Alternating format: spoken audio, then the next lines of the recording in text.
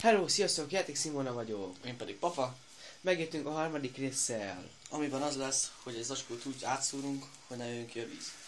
Remélhetőleg sikerülni fog. Akkor kezdjünk hozzá. Kell hozzá egy zacskó, Go. meg egy hegyesre hegyzett mészszer, Ceruza például. meg egy kis water. Aqua. Az is ki van. Nem, jó. Azt hittem ki van szakadva. Ja, igazi. Anyád. Így nem folyik ki a víz.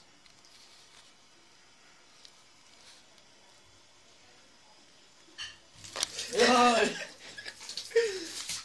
Jó, szünet. Na, most az a rész jön, amikor izomból átszórjuk a vizet.